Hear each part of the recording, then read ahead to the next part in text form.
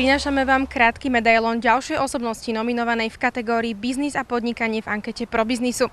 Tentokrát sme navštívili generálneho riaditeľa železiarní Podbrezová inžiniera Vladimíra Sotáka. Aké dopady mala na vašu spoločnosť súčasná hospodárska kríza?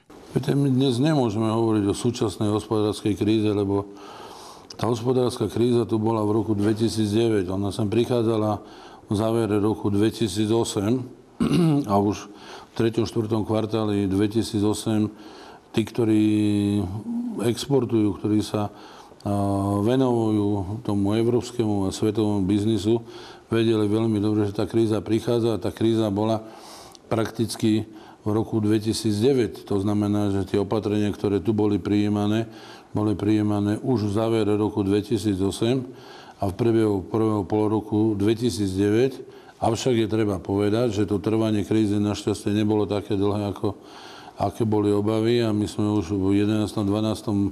mesiaci 2009 začali spomaliť s naberaním pracovníkov a prakticky v druhom polroku, od druhého polroku 2010 ideme naplno. My dnes ideme na plné využitie kapacity a robíme 7 dní na 3 smeny. To znamená, že to je veľmi nesprávny výraz, čo súčasní politici používajú súčasná hospodárska kríza. Naopak, pred dvermi máme nové problémy, ktoré sa môžu doraziť. Je otázka, aké budú dopady na výrobcov, na firmy do budúcnosti. Máme 3453 zamestnancov a toto číslo sa v málom pohybuje, ale to sú zamestnanci len materskej spoločnosti, ale je treba povedať, že železiarne Podbrezová ako skupina zamestnáva vo všetkých svojich firmách v rámci Európskej únie cez 7 000 zamestnancov. Aký ďalší priebeh hospodárskej krízy predpokladáte a aké opatrenia je potrebné prijať, aby sa zmiernili jej ďalšie možné negatívne dopady? Viete, toto zase je treba rozdeliť, pretože spoločnosti, ktoré prekonali krízu z roku 2009, dnes fungujú, vyrábajú.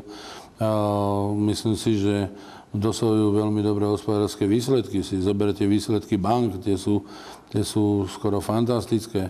Hej, ale aj výrobné podniky idú veľmi dobre. Ak dnes sú obavy, tak sú obavy z novej krízy, ktorá sa rysuje, ale je treba povedať, že ak my potrebujeme na Slovensku robiť nejaké opatrenia, tak ich potrebujeme robiť v oblasti verejných výdavkov, pretože nielen naša vláda, ale je treba, že naše vlády a aj všetky okolité vlády, ale aj drvivá väčšina vlád celého sveta sa správa veľmi nehospodárne, pretože výdavky prevyšujú príjmy do štátnych rozpočtov v drvivej väčšine krajín.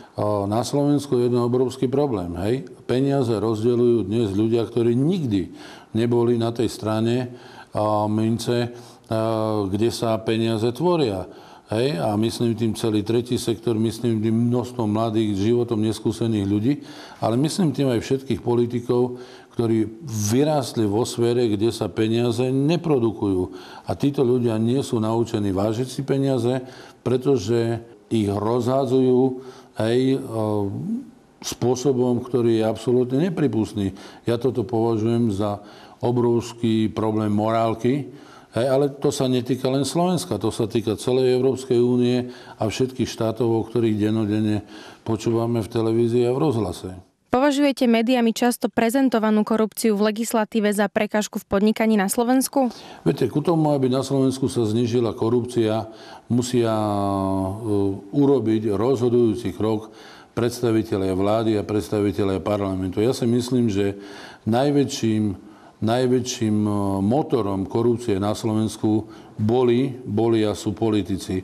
Ak by štátni úradníci si nepýtali úplatky, tak by sme nemali takéto aféry, ako máme. Je treba povedať, že toto je téma, o ktorej každý vie.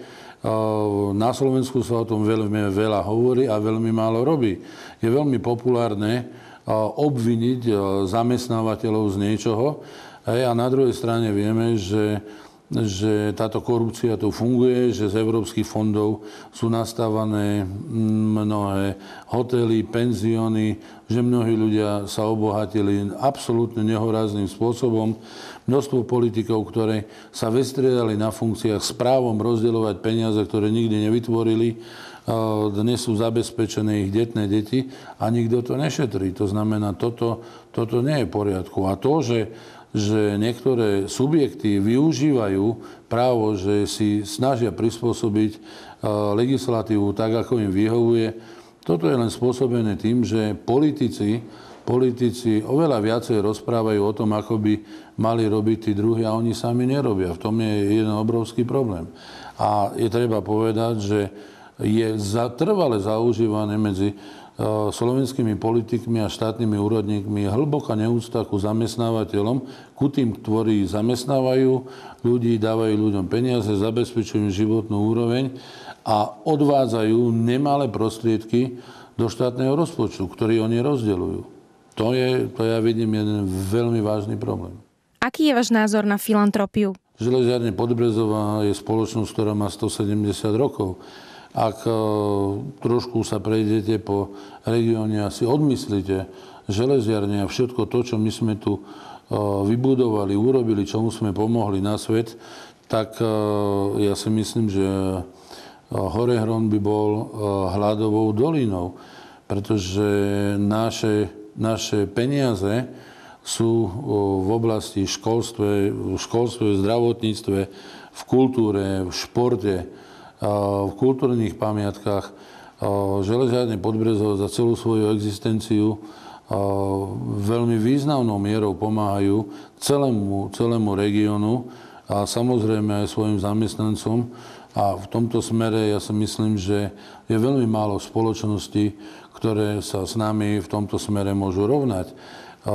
Ak na druhej strane zoberieme, koľko miliard vlády na Slovensku vyčlenili pre zahraničných investorov, ktorí sem prišli, ktorí odvádzajú, ale vyvážajú všetky zisky, peniaze zarobené tu na Slovensku vonku a veľmi ťažko im padne pomoc jednotlivým regiónom ku tomu, aby sa tam dvíhala kultúra, šport, zdravotníctvo, školstvo, tak v tomto smere Železiarne Podbrezová patria medzi spoločnosti, ktoré za to, čo je za nimi, sa absolútne nemusia hanbiť a nakoniec my sme na to hrdí, že sa nám toto podarilo urobiť, ale na druhej strane sme si plne vedomí, že v mnohých oblastiach suplujeme funkciu štátu.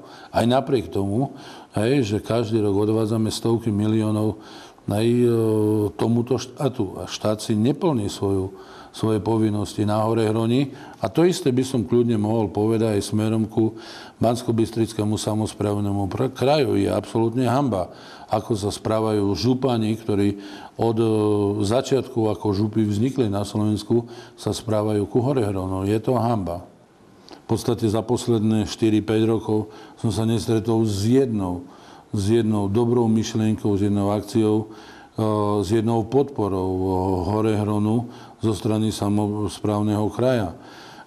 Boli časy, keď sme spolu s Popradom, Vysokými Tatrami a Prešovským samosprávnym krajom prevádzkovali leteckú linku Praha, Sliač, Poprad. Dnes je letisko Sliač po rekonštrukcii a nič tam nelieta. Dokonca po 8. cez týždeň už nemôžete pristať na Sliači. Sobotu, nedeľu na Sliači nepracujú. Ja si myslím, že Banskobystrický samosprávny kraj je Bohom zabudnutá oblasť s krásnou prírodou, s kúpeľmi, ktoré tunak sú, ale činiteľmi, ktorí pre tento región nerobia nič. Zoberte si, koľko investorov tu prišlo za posledných 10-15 rokov. Prišlo tu zo pár firiem, a nič viacej, Zoberme si úroveň školstva, kde sa dostal tento región. Myslím si, že samotné rozdelenie Slovenska na župy pre Bystričanov bolo veľmi nešťastné, aj keď je treba povedať, že keď aj fungoval stredoslovenský kraj, ja si to veľmi dobre pamätám, ani v tom čase Bystričania nemali záujem pomáhať Horehronu, čo je hanba na škodu veci. Ako trávite voľný čas? Aké sú vaše hobby? Viete, každý má takú zodpovednosť, na akú sa cíti. Ja som k tomu sa dopracoval postupom času aj so svojimi kolegami a tá zodpovednosť nie je len na mojich pleciach, na pleciach celého predstavenstva, aj všetkých vedúcich, ktorí tu sú. Ja si myslím, že my sme sa naučili nielen prijímať zodpovednosť, ale aj podľa toho sa aj správať a podľa toho vieme aj kedy a ako môžeme oddychovať. Ja pokiaľ mám voľný priestor, aj posledné roky som začal hrať golf a chodím hrávať golf. Totižto golf je jeden z excelentných prostriedkov na relax. Zase musím povedať, na Slovensku mnohými toľko zaznávaný, kritizovaný, pretože tomu ľudia nerozumejú. Je na škodu veci, že na Slovensku nie je viacej ihrísk, nie je viacej golfistov. Naopak ja si myslím, že keby vysoko postavení štátni úradníci, členovia vlády, parlamentu hrali golf, naučili by sa, že aj pri športe je treba dodržiavať pravidlá obdobne, ako aj v biznise a v živote, a ľahšie by sa im tie pravidlá dodržiavali. Takže najlepší relax pre mňa je šport a plávanie a wellness a takéto veci. Čo pokladáte za svoj najväčší životný úspech?